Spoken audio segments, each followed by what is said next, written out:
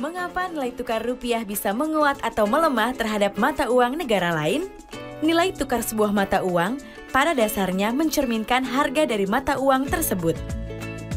Pada prinsipnya, nilai tukar ditentukan oleh kebutuhan atau demand dan ketersediaan atau supply antara dua mata uang masing-masing negara, seperti rupiah dan dolar Amerika misalnya.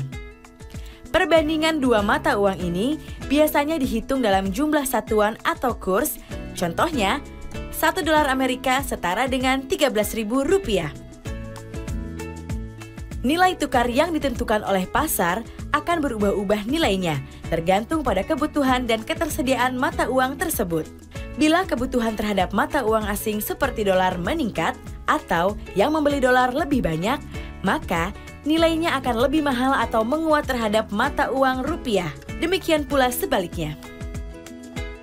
Apa yang menyebabkan permintaan mata uang meningkat? Ada banyak sebab. Yang mendasar adalah permintaan mata uang untuk transaksi pembelian barang atau jasa dari luar negeri atau impor dan pembayaran utang luar negeri. Apabila suatu negara lebih banyak mengimpor barang atau jasa daripada memproduksi sendiri, maka negara tersebut akan membutuhkan mata uang asing seperti dolar Amerika lebih banyak untuk membayar kebutuhan itu. Demikian pula bila suatu negara banyak memiliki utang luar negeri, akan diperlukan lebih banyak uang asing untuk membayar utang luar negeri tersebut. Permintaan dolar yang lebih tinggi dapat menyebabkan harga dolar meningkat atau mata uang rupiah secara relatif akan melemah. Selain itu, penguatan atau pelemahan mata uang juga dapat dipengaruhi oleh faktor global, seperti penguatan ekonomi di Amerika Serikat dan pelemahan ekonomi Tiongkok. Hal ini membuat Bank Sentral Amerika Serikat berencana menaikkan suku bunga. Akibatnya, uang dolar Amerika Serikat yang tersebar di berbagai negara tertarik untuk kembali ke Amerika Serikat.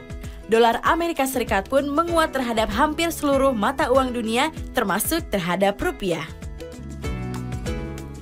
Demikian pula saat Tiongkok melambatkan laju ekonominya.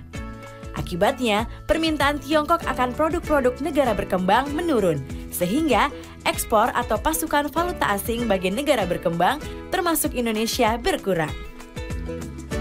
Lalu, bagaimana agar mata uang kita bisa stabil atau menguat? Tentunya dengan menyeimbangkan permintaan dan ketersediaan falas di dalam negeri.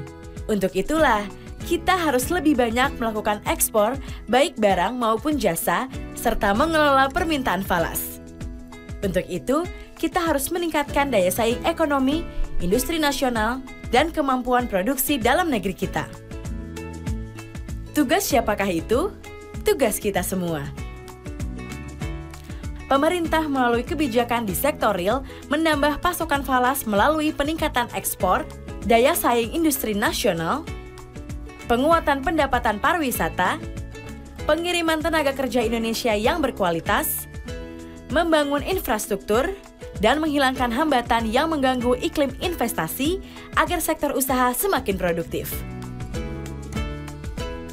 Dan untuk mengurangi tingginya permintaan falas, perlu upaya mengurangi ketergantungan impor dan meningkatkan penggunaan produk dalam negeri. Sementara itu, Bank Indonesia berupaya pula menjaga pasokan dan mengendalikan permintaan falas agar seimbang, yaitu BI melakukan intervensi di pasar falas maupun pasar surat berharga negara.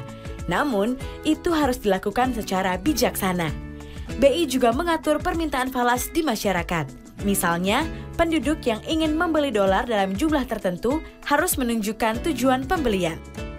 Di sisi lain, dunia usaha dituntut untuk semakin kreatif meningkatkan daya saing, mencari pengganti bahan baku impor yang bisa diproduksi di dalam negeri, serta berhati-hati bila melakukan pinjaman luar negeri. Hal ini akan mengurangi permintaan falas di dalam negeri. Anak muda Indonesia bisa menciptakan beragam produk kreatif, inovatif yang mampu menembus pasar global. Dan tentu, setiap dari kita juga punya peran penting.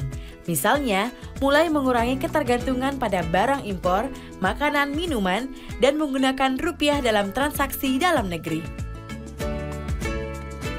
Dengan usaha dan kerjasama ini, negara kita akan memiliki daya saing yang lebih kuat, tahan goncangan, dan memiliki mata uang stabil.